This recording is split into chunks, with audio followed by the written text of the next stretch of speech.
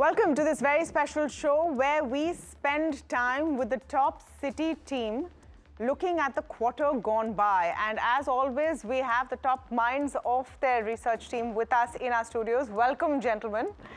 We have, of course, Surendra Goyal, Head India Research at Citi, Kunal Shah, Director India Banks Financials, who's with us today, Arvind Sharma, Director India Auto and Transportation, and Saurabh Handa, Head India Oil and Gas and Telecom. Welcome to all of you, and thank you so much for joining us. You know, Surinder, before we started the conversation, I was telling you that usually at this time, and I'm sure the quarterly conversation we always have, focuses a lot on performance of individual companies. And yes, we will do that. But this time round, it seems as if a lot of external factors have taken over in the way companies are assessing. Is that something you find happening as well when you're looking at companies, not just from their performance, but how they could be impacted by global headwinds one way or the other? So, see, that always happens. Like you are, as analysts, as investors, people are focused on earnings. But at the same time, they also care about the sustainability of those earnings. Okay, and that is where I think your question comes into play. And today we are in a situation where there is a fair bit of uncertainty on quite a few things. Firstly, the tariff situation. It's been a bit fluid, lot of changes, and that does impact different companies in different ways. Secondly, you have artificial intelligence as a big topic. It impacts different businesses in different ways, so people are kind of looking at that as well. Is it a tailwind, headwind, doesn't impact the sector, and so on. So I think there are a lot of these factors at play, and which is why investors are focused on sustainability of earnings in addition to what companies have already reported. So then let's come to that core question. I think it's now widely understood and accepted that earnings in Q3 have been better than expectations. That's something that you have noted as well. I think for the BSE 500, 12% above what the baseline is. Was that an impact of a lower base, or are you seeing tangible shifts in corporate performance? So, see, when you talk about base, like the way we look at earnings, we're talking about versus expectations. So ideally, the base should have been factored into expectations because when analysts prepare the forecast, they know what last year's base is. So the numbers have been slightly better as far as versus expectation performance is also concerned. And what we are seeing is that there are a few sectors where things are gradually improving, right? Be it, say, on the banking side or on pockets of consumption, pockets of industrials. We are seeing improvements. And that is what is really driving some of this outperformance that we have seen this quarter. And we expect that to kind of continue. So if you think about earnings growth for any broad-based index, a BSE 100 or Nifty, it was mid-single digit in FY25. This year should end up being closer to high single digit. And then next year, the expectation is we go into low double digit. So that is what is already built in because it's some improvement in certain parts of the market are visible, and there are drivers, so which is why we expect that to sustain. So let's get a little granular. Kunal, I'm going to come to you on what you're expecting from financials. Of course, it's a great day to talk about financials with IDFC Bank and small finance bank in focus. But what for you is really standing out as far as financials are concerned? So the most important aspect is on growth. And if we look at it, say 12 months back, no one expected that we could end closer to like 13-14% kind of a credit growth for this year. So when we look at it, the latest fortnightly credit numbers that's showing a decent traction on the credit growth. And asset quality has also been quite stable. So when we look at the credit cost across the board, there has been the improvement be it in terms of the unsecured loans, delinquency buckets, and the overall credit cost has been sustained at a lower levels. Margins is something wherein the trends have been quite divergent across the board, but again with the repo rate cycle almost being in the ending phase, to that extent now the pressure on margins post the fourth quarter would also be quite low. So maybe if you really look at it, one particular aspect would be on the growth, further supported by maybe contained credit cost, as well as now margin volatility coming to an end. What are some of the winners? I mean, Axis, for example, again, there was another set of provisioning which, you know, the street was wondering what's happening. HDFC Bank, and I'm talking about the big ones because people look at the large bellwethers, so to speak, in that space. HDFC Bank, I think, was a mixed bag, maybe in that sense. Where do you think the winners lie? And if I broaden the question to the BFSI bucket, are private banks looking stronger or NBFCs after this quarter? So private banks, when you look at it, Axis past couple of quarters on the core performance side, be it with respect to the overall loan growth as well as the credit cost trajectory on the core side, that has been better than expected. On the other hand, HDFC, as you mentioned, I would clearly believe like it was a decent earnings this quarter. It was not a mixed bag, but it has outperformed. So okay, let me rephrase that. I think versus an ICICI Bank, because they usually are looked at together. So maybe ICICI Bank shown a little brighter, if I had to rephrase. But like HDFC was the one wherein you actually saw 9 basis points of margin expansion. It was flat for ICICI and Kotak this quarter. It was lower for Axis this quarter. So HDFC is outperforming on margin trajectory. Their credit cost was also contained. And when we look at it in terms of the growth, it is closer to the industry average, which they have guided for this fiscal. Now, the apprehension on the street is, will HDFC be able to deliver outperformance on the credit growth, given that their LDRs are already closer to 98, 99 odd %. And our belief is the traction on deposits in the fourth quarter will give a lot of confidence to the street that they might be able to outperform. And governor in the press conference has clearly highlighted that LDR is not the ratio to look at. In fact, they are more looking at LCR and NSF. And to that extent, I would say that LDR will not constrain the overall loan growth, and HDFC can outperform the street expectations on the loan growth side. Okay, and the point about NBFCs? And NBFCs, I would say stocks are already expensive. The growth is already priced into the valuations. The rate cut cycle benefit, which was more there for NBFCs, that coming to an end. So there are limited plays available on the NBFC, which we prefer at this point in time.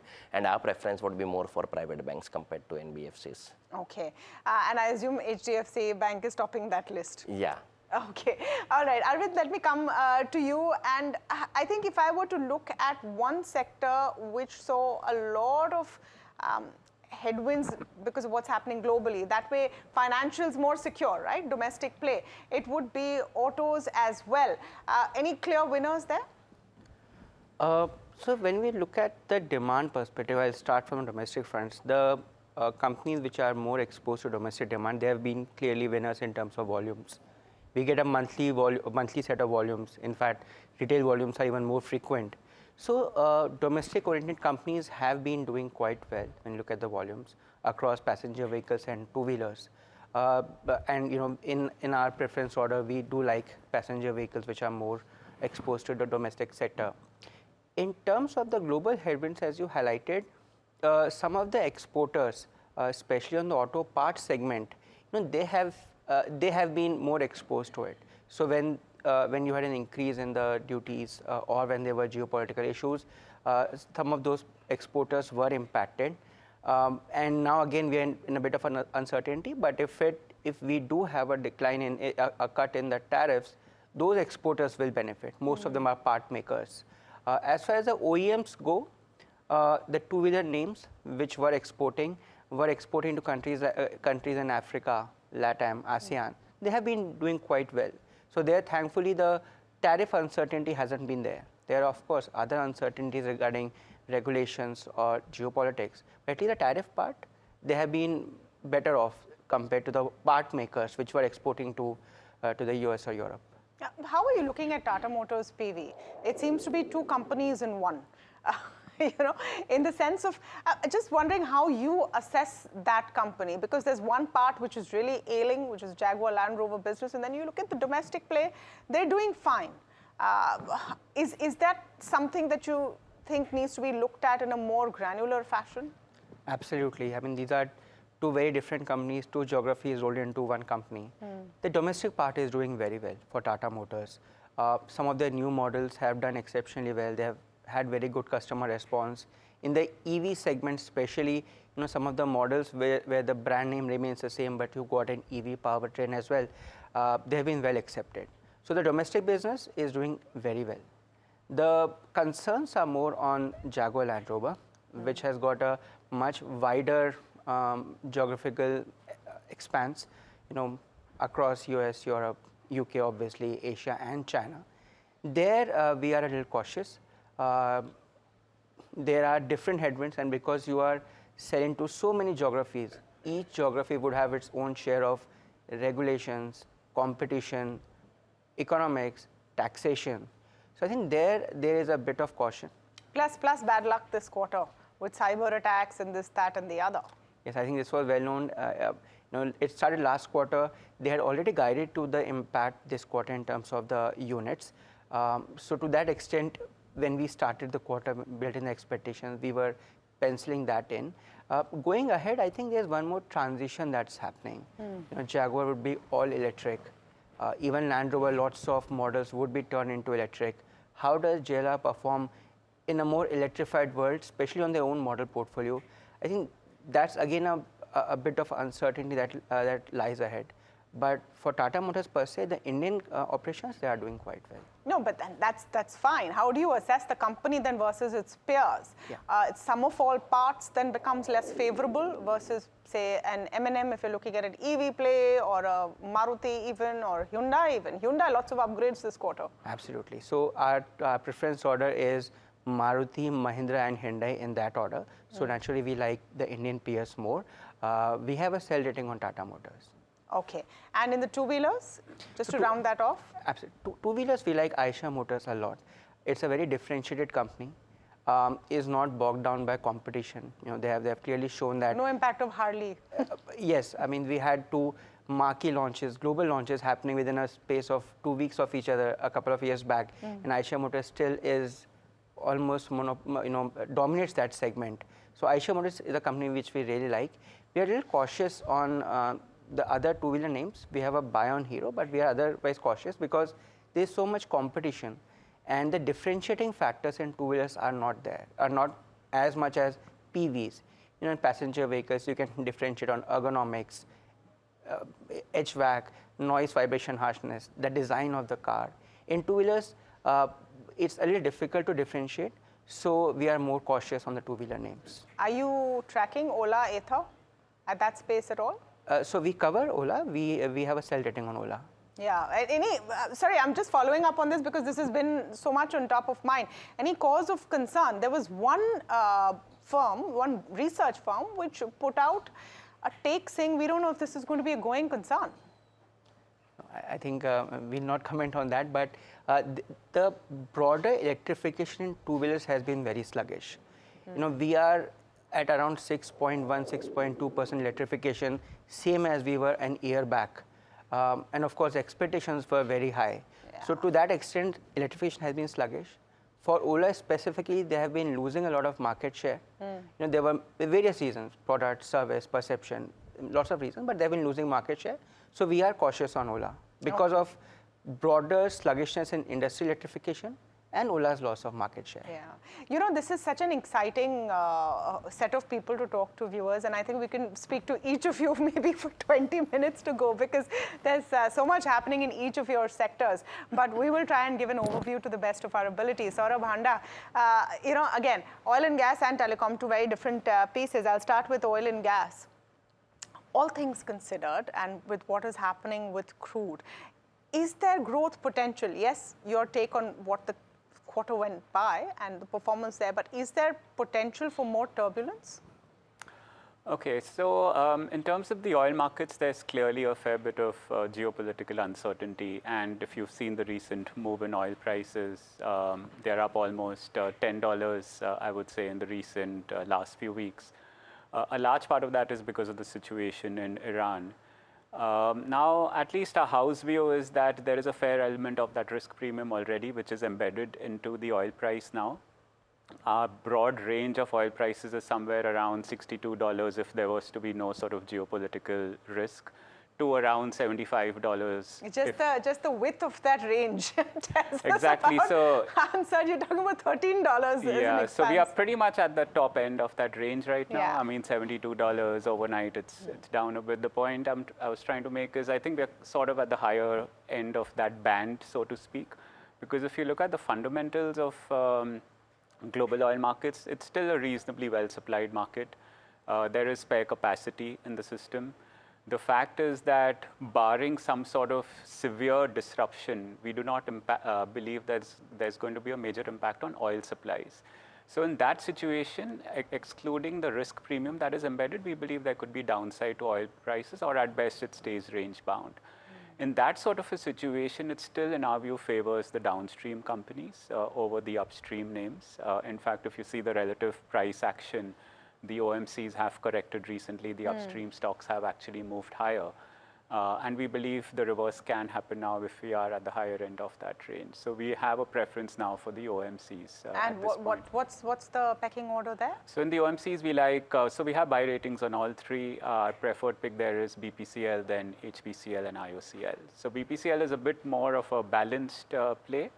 And therefore, our preference is for that at this stage. And your take on this Venezuelan oil business?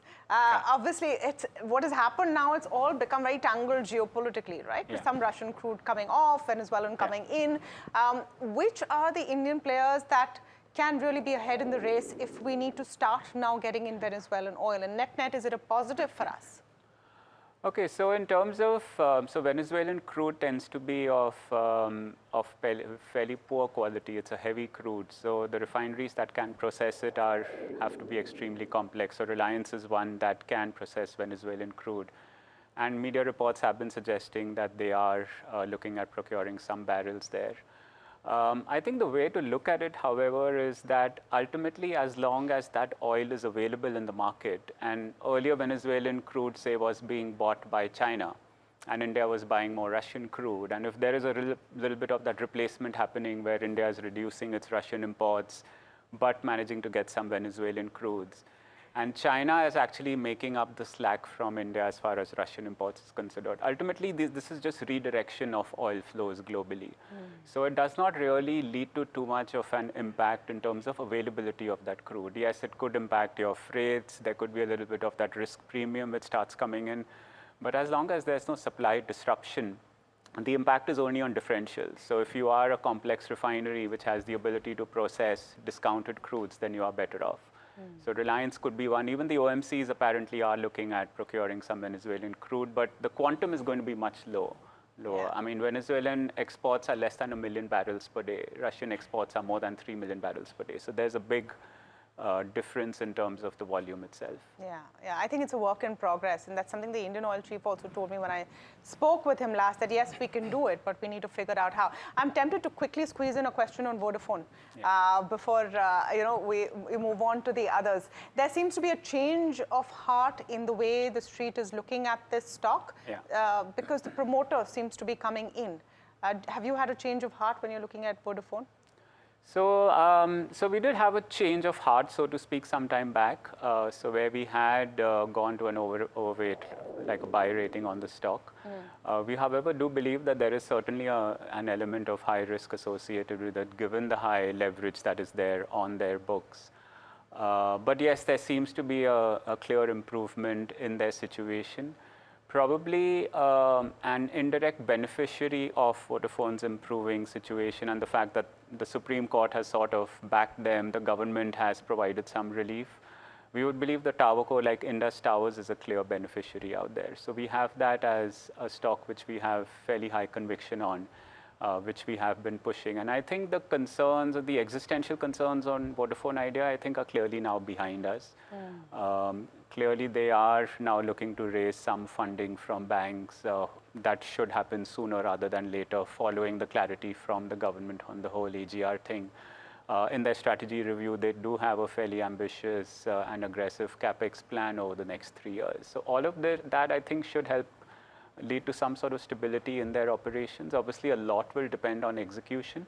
which is why at this stage we believe it's better to look at, say, indirect beneficiaries. Like Indus Tower. That Exactly. seems to be the consensus. So then let me come back to it and let's broaden it out. We've got some great inputs, on sectors and specifics. One, looking forward to what we may see in Q4 and for the FY in light of everything that's happened with tariffs. If I look at it from investor point of view, everything that you would have wanted has pretty much happened. You've now got the trade deal in place, rupee is beginning to recover perhaps. Do you think that we're set for a positive momentum from here on, even with what has happened in the last 48 hours? Sure. So if you think about what resulted in the big underperformance of India in the last 18 months, there were a few factors. Firstly, earnings slowdown. Yeah. Last couple of years, like FY25 was mid-single digit earnings growth. This year, now we are getting to high single digits. So earnings definitely slowed down. And prior to that, for 4 years, the growth was 18-20%. So versus expectations in FY25, there was clearly a negative surprise. So that was the first tipping point where you saw foreign money starting to outflow, the market starting to underperform. Then secondly, the whole tariff situation where India, the perception initially was India would be a big beneficiary relatively, and India ended up with high tariffs. Okay. And third has been the AI trade. It's been like the single biggest trade in the global markets in the last whole of last year, this year. And companies which have, countries which have companies which are more exposed to that have generally done well. Right, in the US, you could look at Mag 7, you could look at Korea and Taiwan in Asia and so on. You will see markets that have done well. So today, when you think about some of these factors, right, first thing I would say is from an earnings perspective, we already discussed earnings are looking slightly better, right? Mid-single digit, high single digit, going to low double digit. That's point Are one. Indian IT companies going to survive AI? I'll come to that. Maybe I'll answer that later. The second thing is from a trade perspective, we have more clarity, at least compared to where we were, that India is not a relative negative from that perspective. Okay. And third is we have seen the foreign flows kind of starting to stabilize a little bit.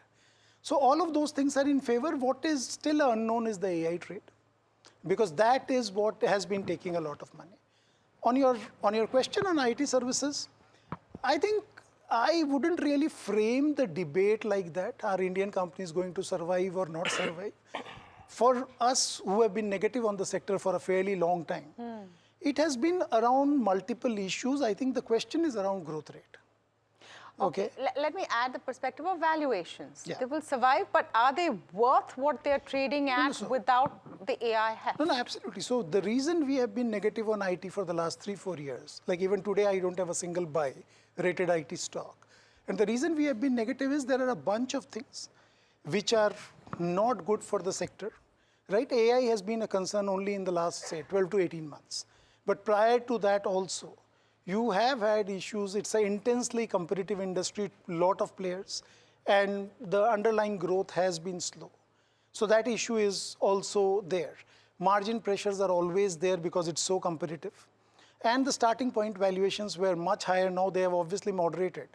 But overall, if you see at best a mid-single digit growth, okay, then how much should you pay for it? I think that is what the question boils down to.